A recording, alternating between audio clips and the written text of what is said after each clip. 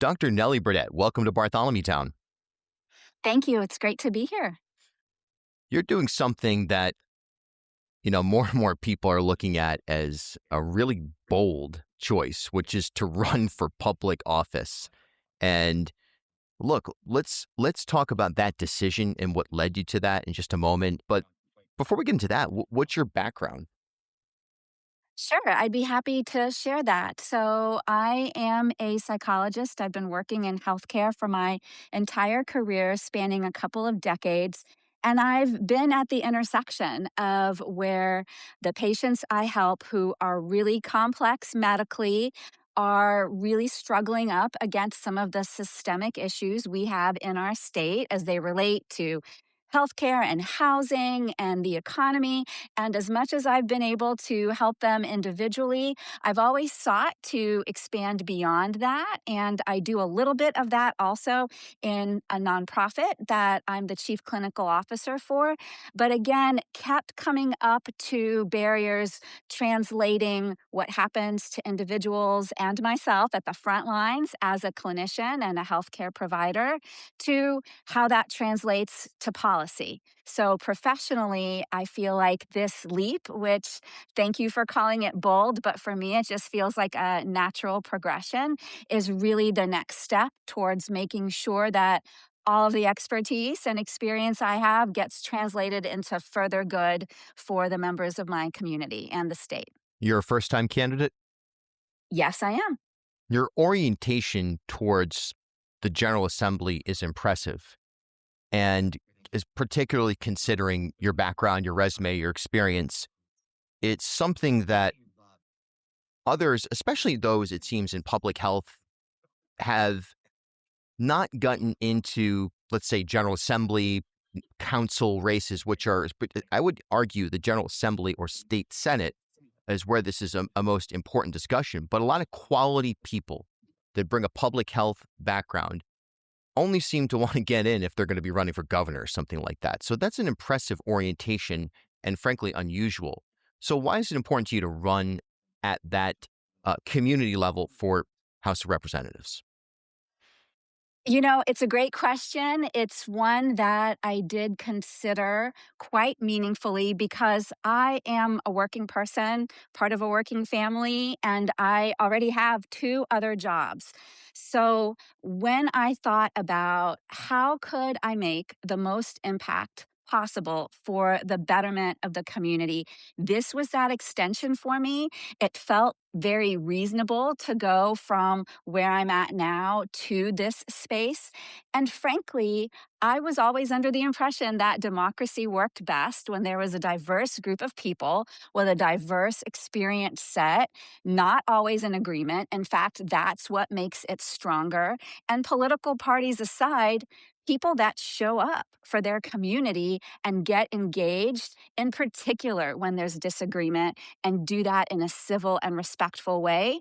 So I've been trained, very fortunately, to do that as I approach the mental health and the physical health of patients. And so extending that to the General Assembly to me feels like potentially a place that needs it the most and that hasn't had the benefit, in particular in our state, of having enough diversity of people with different expertise. Certainly an interesting race that you'll face against Thomas Paolino. And I say interesting because, like I alluded to earlier, he is just one of 10 Republicans in the House.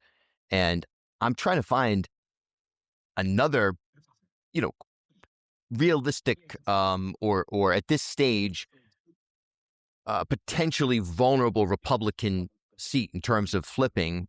There aren't a lot of them if there is another one. So this, from the standpoint of the party, do you have a lot of support from the Democrat Party? You know, I want to say yes in a lot of different ways, but first, can I go back to the first part where you mentioned about flipping seats and the limited number of Republicans? To me, this is not about flipping a seat.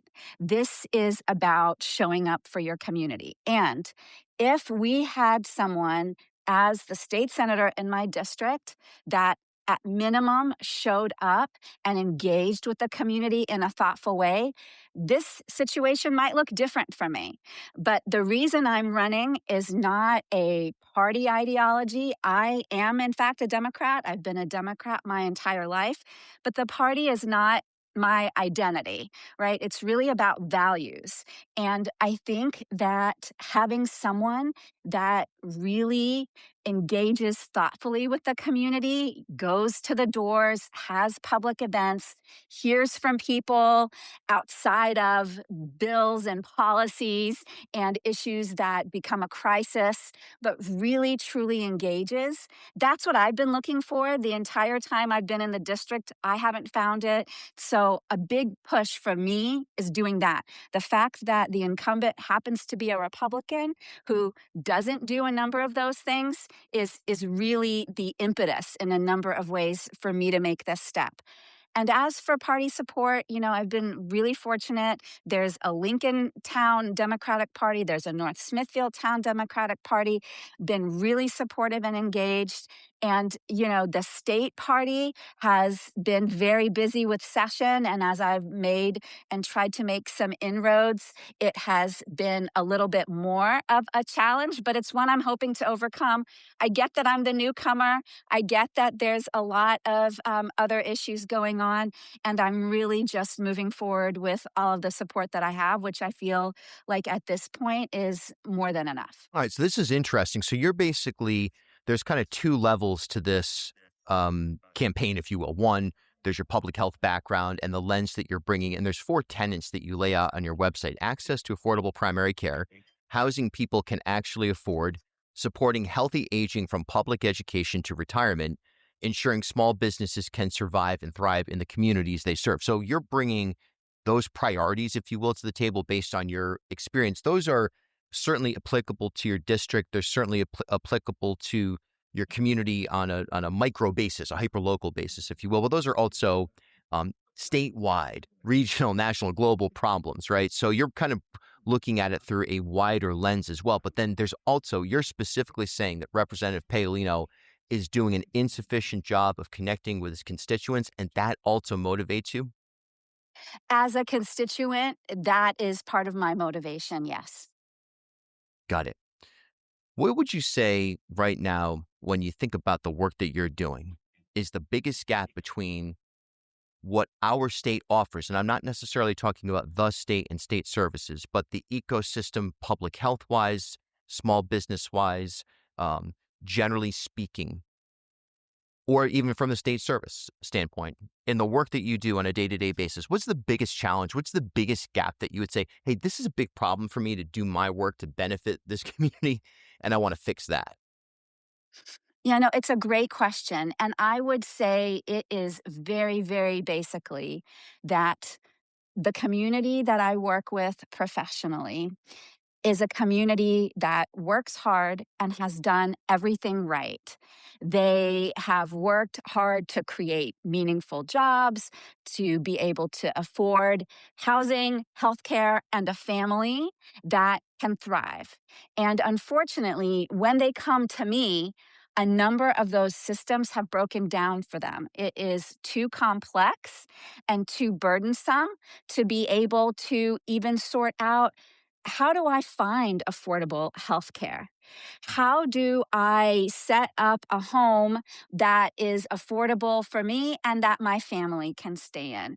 And the levels that you have to be able to understand how to navigate are truly becoming more and more of a burden. So much of my work, in fact, has shifted from what I would say is clinical in nature to people who are truly struggling with mental health issues as they relate to their physical health or other things, including politics, by the way, lately. But how do you actually logistically set up the basics that you need to live a good life? Yeah. And I really don't think that that is the kind of system that we want to be setting up in our state. It is the system that is set up.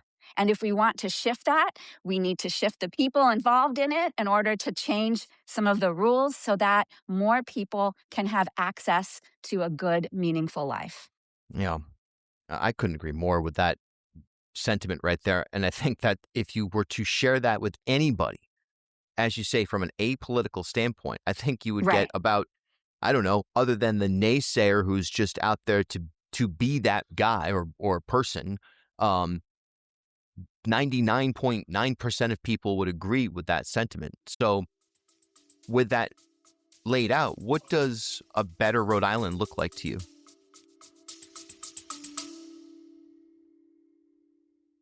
As Rhode Island's first ever member-owned credit union, Navigant Credit Union has been a staple in the local business community for more than 108 years.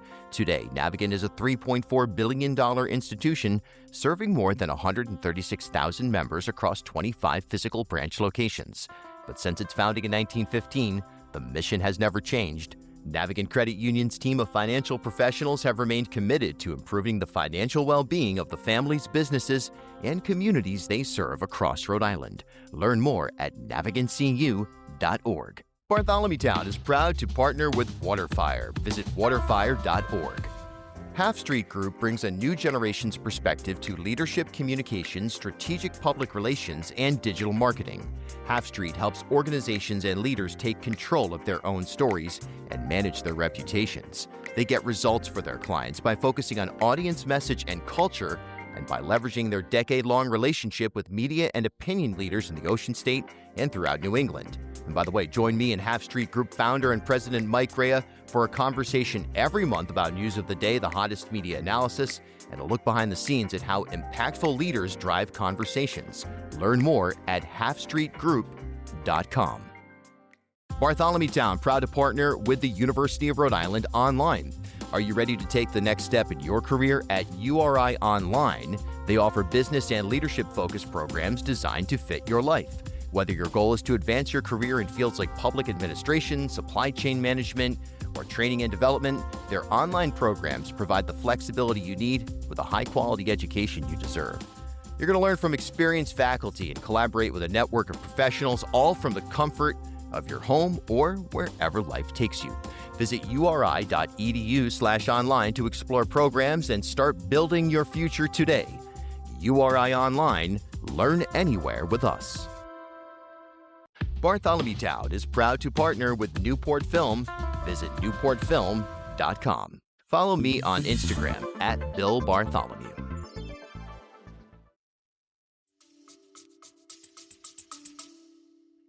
A better Rhode Island, first and foremost, allows individuals to thrive from a healthcare perspective, from aging, and from being able to live in the community that they desire.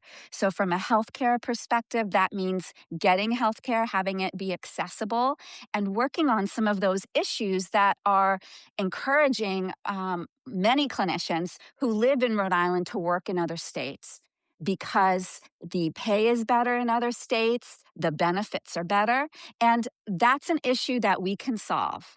We can also look at the access of having good relationships in primary care so that you feel like a trust has developed, that in the midst of technology and all the other pieces that afford us convenience, also that we don't lose sight of quality. And within that, having healthcare be affordable. You know, healthcare rates have been going up pretty astronomically year after year, and we're really fortunate in Rhode Island that we have various state groups that are looking at that and trying to contain those costs. But unfortunately, that is not trickling down to the consumer. And so having more experts, as well as the people impacted by these issues in the room, which is the work I do every day. I'm not an expert in all of the things, but I know when to bring people in, and I know how to sit with differences and find a movement towards consensus. So for healthcare, accessibility and affordability. For housing, it's pretty similar as well. One of the hot button issues in the district has been building new housing. All of the municipalities have a certain mandate from the state that they have to increase their affordable housing by a certain amount because the state is experiencing a housing crisis amongst many other things. And in my district in particular, there is a really lovely amount of green space. And some of that green space is being thought of as being used for new housing. So, what I'm a proponent of is leaving as much natural green space as we can and thinking about some of the abandoned mill buildings, which we have a number of in the district. Some of the, return to work buildings that have not been returned to work. These, expansive buildings with cubicles right now that are sitting empty where workers used to, be able to show up at and now do not. Why can't we think about creative reuse of some of that space as opposed to building on green lands? We do need more housing. We do need it to be more affordable, but let's be creative about how we approach that. And last, as we think about aging, Rhode Island has the largest proportion per capita of aging individuals in the country. There are more people over the age of 85 per capita in Rhode Island than anywhere else. And so having that information, because I work a lot with different state offices, having that information is really important to think, do we have the infrastructure we need for this community? And what would that look like, especially as social isolation, loneliness, depression, and anxiety are really increasing in our elder population? There are things we can put in place that have been well tested in other states and in research that have a strong evidence base. So thinking about that across the lifespan is really important to me. And then the small businesses, one of the things that brought me to Rhode Island and was so compelling is the uniqueness that family businesses and small businesses bring. Those need to be balanced, I understand, with bigger business, but there should be enough room for everyone. And that's what I want to create, a system that celebrates our differences and our uniqueness so that Rhode Island can become the state that I think we all know it could be. How long you lived in the district? A little over 10 years. Oh, wow. And which town do you live in? I live in Lincoln. What's the greatest challenge facing Lincoln right now? As I've been going from door to door, which I've been doing for many months now, the residents have really struggled with their trust in government, in each other. Looking at things happening federally has been a point of disappointment for many that they bring to me. And again, as a psychologist, I really see the fractures that a certain amount of disengagement and drawing lines like us versus them have caused.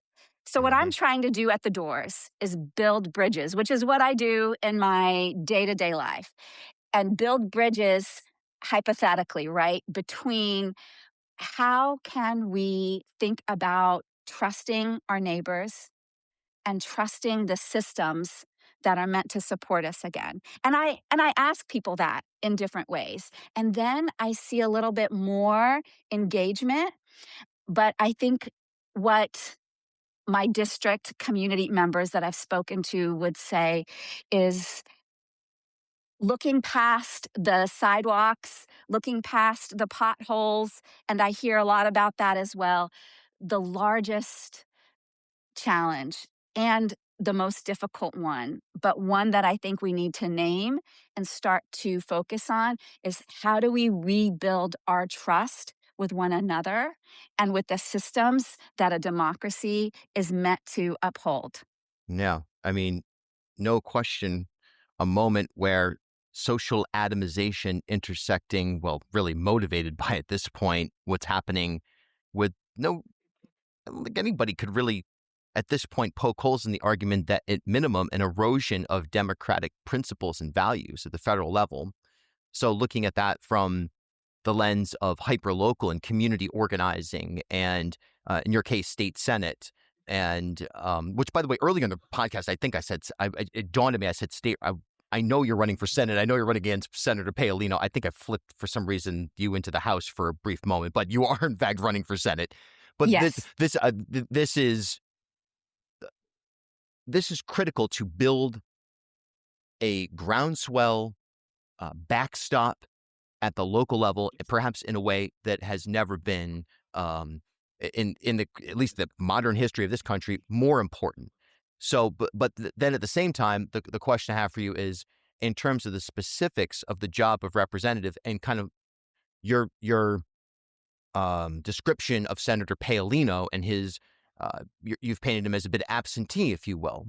So from that standpoint, knowing the community, on a practical basis, what's a piece of legislation that would benefit Lincoln, North Providence, or the other component of the district immediately?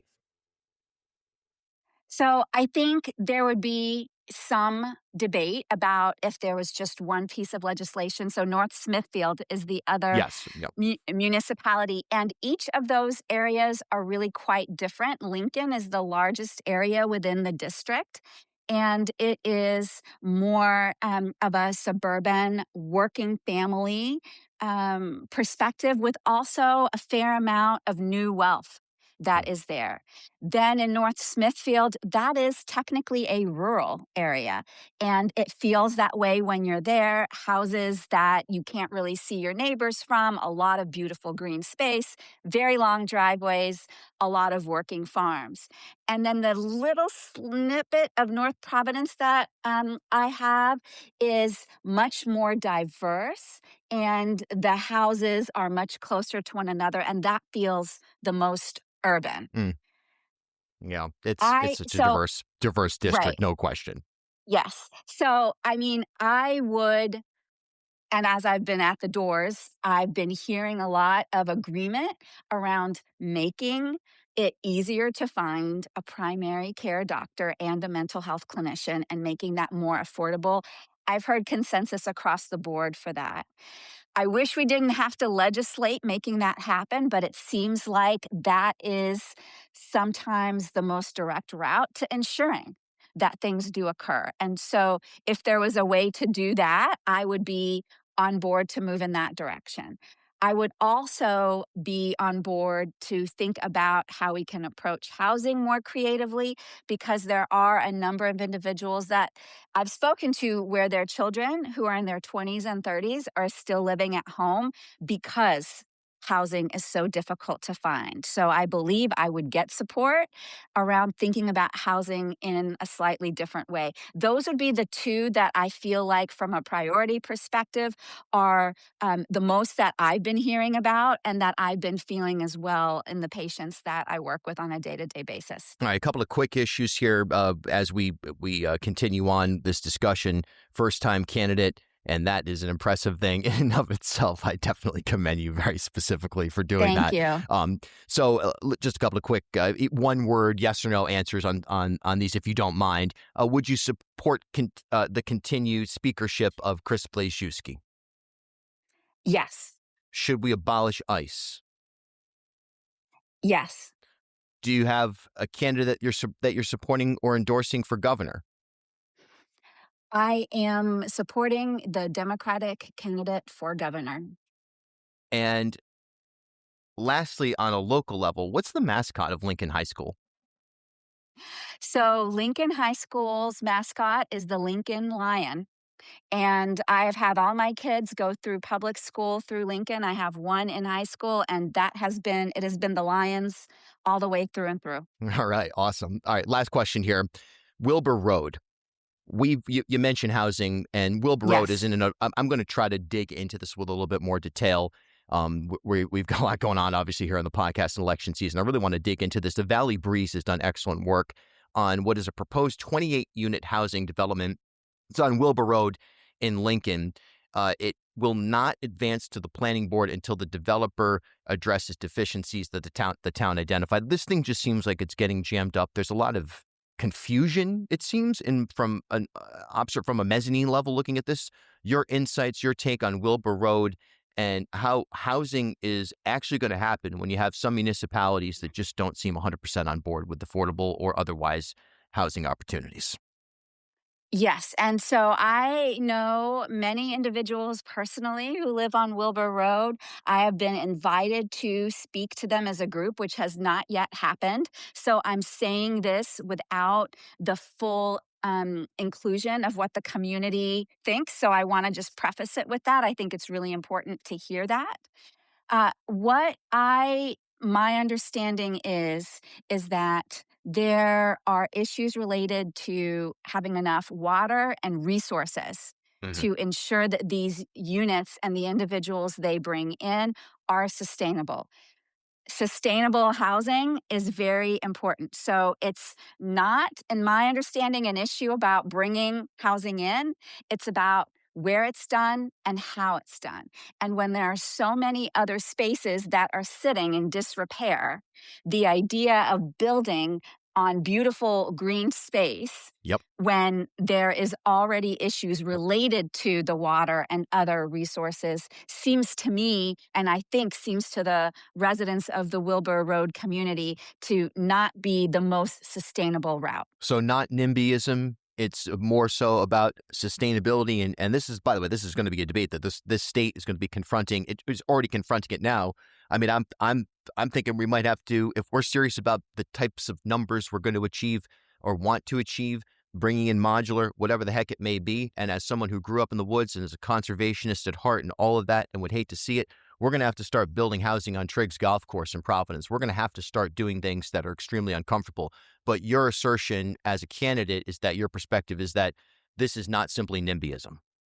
Right, You know, right. awesome. Well, the district, which is so refreshing because your candidacy, and it's important we identified this, your candidacy for Senate. I know I was rambling earlier and mentioned House just for the millionth time. Just want to make sure everybody knows this is for Senate 17. Um, this is interesting because you're both bringing an expertise and a perspective that, again, aligns, I think, with the average person, most people, and their outlook for what our society needs to be. How we get there is where the differentiation starts to happen. But you bring that expertise and that approach, but you also bring a specific desire to challenge the incumbent inside your district on district levels. And at least in terms of our conversation today, you seem to know the district and you live there and you've had kids in public schools. So it's this is, to me, this is a big race. I mean, I don't know why the Democrat Party wouldn't go all in on this. You've got 4 Republicans. Why wouldn't they want to make it 3? And why wouldn't they want to put someone with the type of expertise in those 2 areas that we just discussed in the last 25 minutes inside the chamber? So I hope the party gets involved from the standpoint of just making it interesting. And even then, that puts pressure on Senator Paolino to then in turn respond, perhaps adjust his tactics as a senator, but also make the campaign more interesting for the constituents who are ultimately being served. Well, those are good questions to ask. I don't have those answers either. I can't speak for the party. I can only speak for myself. The race is already plenty interesting for me, and I'm in it to win it. Nelly, thanks so much for your time and really appreciate, again, a first-time candidate, not easy to do. Yes, thank you so much. I appreciate you as well. Always great to check in with our friends from Navigant Credit Union. Molly Pastori serves as the first vice president of marketing and member experience at Navigant. And today we're going to talk about the Embark accounts. We've talked about this before, but Molly, explain what the Embark accounts are and why this is a great opportunity for teens or really anybody of any young age to get into managing their own money. Sure. Thank you, Bill. Nice to be on with you. The Embark account is a digital first checking account. It's designed for teens and young adults, ages 13 to 22. Takes just $10 to open. There's no monthly fees. It comes with some really great features like card controls, mobile alerts, mobile check deposit, and it has a great roundup to savings feature. And it's really a great first step towards that financial independence for teens and young adults. And really, we talk about summer is the perfect time to start good money habits. Whether teens are earning from a summer job, chores around the house, the Embark account helps them manage their money in a smart and safe way. It's designed to help them spend and save, all while building financial confidence and independence. And additionally, the account is great because it offers tools to support everyday money management. It tracks spending. You can set budgets. And again, it encourages that savings with that roundup feature. So, also with mobile deposit and real time alerts, teens can handle their finances on the go and never have to visit a branch if they don't want to. And of course, you enter into the Navigant CU ecosystem at a Mhm. young age, which in and of itself is a great opportunity for anybody out there. Molly, if somebody is hearing this right now, maybe the teen themselves or a parent or somebody who says this is perfect for somebody I know, what's the best way for people to begin that sign up process? Sure. So super easy. You can open the account online at navigantcu.org, or you can stop by any one of our 25 branch locations, or you can call or live chat us. Calling is 401-233-4700. So multiple ways to open the account, and it's super fast and easy. Yeah, you got to do it. navigantcu.org. You're not going to be disappointed. There's just so many tools available on the digital side when it comes to Navigant, and it's just a great interface for somebody who's just getting into their own financial well-being. Molly Pastore, first vice president of marketing and member experience at Navigant Credit Union, navigantcu.org. Thanks for your time today. Thank you.